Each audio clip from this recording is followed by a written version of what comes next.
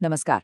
तो चलिए आज समय में पीछे चलते हैं दक्षिण भारत की उस धरती पर जहां एक से बढ़कर एक शक्तिशाली साम्राज्यों ने जन्म लिया और अपनी एक ऐसी छाप छोड़ी जो आज भी जिंदा है। अगर आप इतिहास में दिलचस्पी रखते हैं या फिर कॉम्पिटिटिव एग्जाम्स की तैयारी कर रहे हैं तो ये जानना बहुत जरूरी है कि इन ताकतों ने भारत का नक्शा कैसे बनाया। तो सवाल उठता है कि आखिर ये सुपर पावर्स थे कौन। देखिए, अक्सर जब हम प्राचीन भारत की बात करते हैं ना, तो हमारे दिमाग में मौर्य या गुप्त साम्राज्य का नाम आता है ना। पर पता है क्या, ठीक उसी वक्त दक्षिण में भी कुछ ऐसे कमाल के साम्राज्य फल फूल रहे थे जो आर्ट, ट्रेड और नेवल पावर में किसी से भी कम नहीं थे। तो आइए आज उन्हीं की कहानी को समझते हैं। अब देखिए, किसी भी कहानी को समझने से पहले उसकी जमीन, उसके बैकग्राउंड को समझना बहुत जरूरी है। ये सारा एक्शन जिस इलाके में हो रहा था उसे प्राचीन काल में तमिलकम कहा जाता था। यहीं से दक्षिण भारत की महान कहानियों की नींव पड़ी। हमारी कहानी की शुरुआत होती है संगम युग से।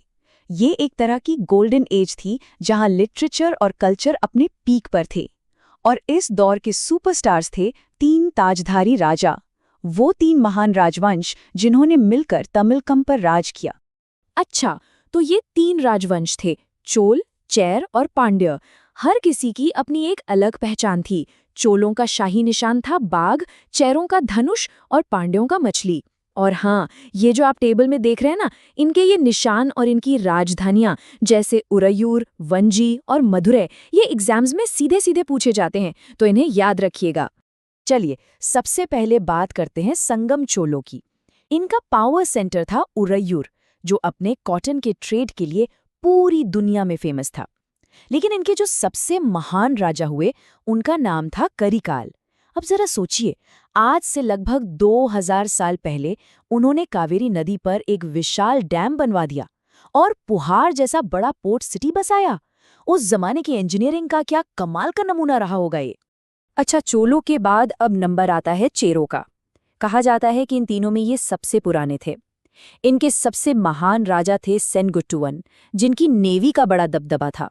पर वो सिर्फ एक वॉरियर नहीं थे, उन्होंने पत्नी पूजा शुरू की, जो कन्नगी नाम की एक पत्नी की वफादारी का सम्मान करती है। और ये बात इतनी बड़ी थी कि इसका जिक्र हमें मशहूर तमिल एपिक शिलप्पादिकारम में भी मिलता है। और अब बारी है पांड्यों की।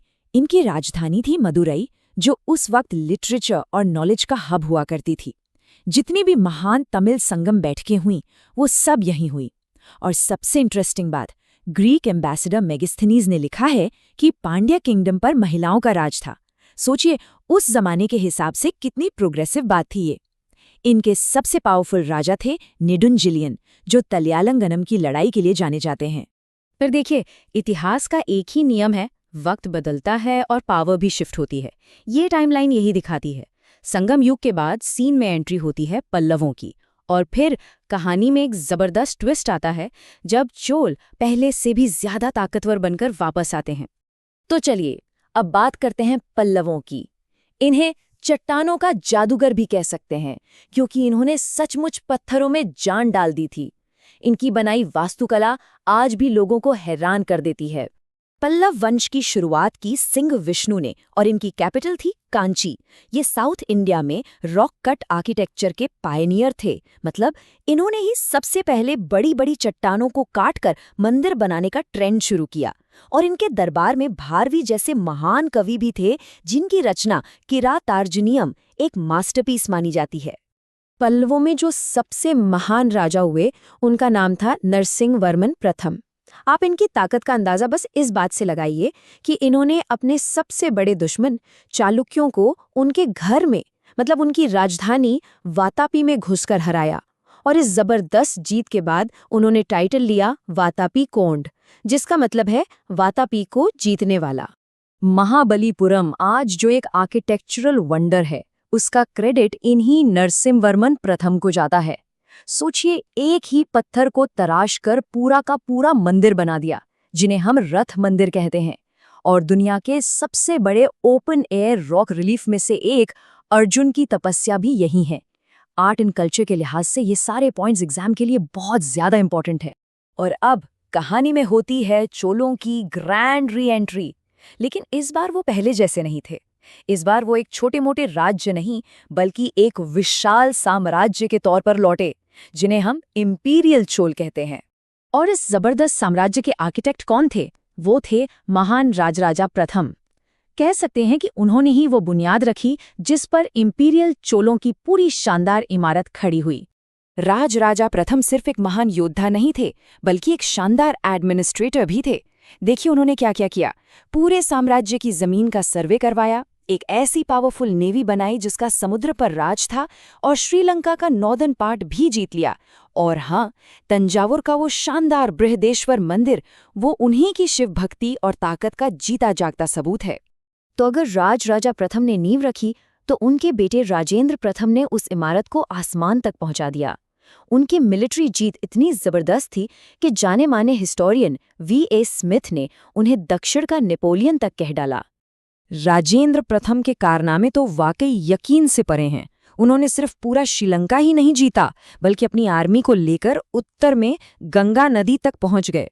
और सुनिए, यही नहीं रुके, उनकी नेवी ने समुद्र पार करके साउथ ईस्ट एशिया में श्री विजय साम्राज्य मतलब आज के इंडोनेशिया तक चोलों का झंडा फहरा दिया। इंडियन हिस्ट्री में ऐसा पहले कभी नहीं हुआ था। लेकिन देखिए, कोई भी एम्पायर सिर्फ लड़ाइयों के दम पर लंबा नहीं टिकता। चोलों की असली ताकत, जो आज भी याद की जाती है, वो थी उनकी कमाल की एडमिनिस्ट्रेटिव सिस्टम में। उनका एडमिनिस्ट्रेशन एक वेल ऑयल्ड मशीन की तरह था। जैसा कि आप देख सकते हैं, पूरा साम्राज्य बटा था प्रोविंस में, जिन्हें मंडलम कहते थे। फिर वो आगे वलानाडु और नाडु में बटे थे, और सबसे नीचे था गांवों का ग्रुप यानी कुर्रम। एक परफेक्ट हायरार्की।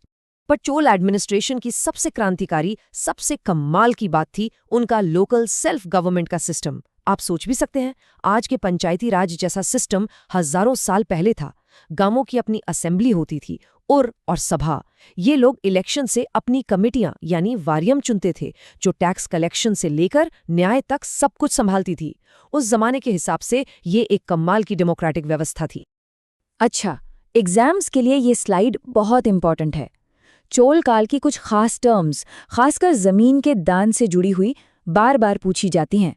जैसे कि ब्रह्मदेय मतलब ब्राह्मणों को दी गई जमीन, वेल्लन्नवगई मतलब नॉन ब्राह्मण किसानों की जमीन, देवदान मंदिरों के लिए, और पल्लीचंदम जैन संस्थानों के लिए। ये सीधे सीधे सवाल बनते हैं। तो सवाल ये है कि इन महान राजवंशों ने हमें विरासत में क्या दिया? उनकी लेगेसी सिर्फ किताबों की कहानियों में नहीं है, वो आज भी जिंदा है। पत्थरों पर उकेरे गए उनके आर्ट, उनके आर्किटेक्चर और उनके कमाल के एडमिनिस्ट्रेटिव सिस्टम में। और जब भी चोल लेगेसी की बात होती है तो एक ही तस्वीर दिमाग में आती है, तंजावुर का बृहदीश्वर मंदिर। ये सिर्फ एक मंदिर नहीं है, ये चोलों की ताकत, उनकी दौलत और उनकी भक्ति का एक ऐसा सिंबल है जो आज भी शान से खड़ा है। ये द्रविडियन आर्किटेक्चर का सबसे बेहतरीन नमूना है। और जाते जाते मैं आपको एक सवाल के साथ छोड़ना चाहती हूँ।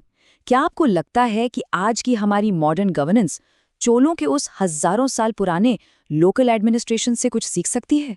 एक ऐसा सिस्टम जहां पावर सच में लोगों के हाथ में थी, जहां गांव अपने फैसले खुद लेते थे। इस बारे में सोचिएगा जरूर।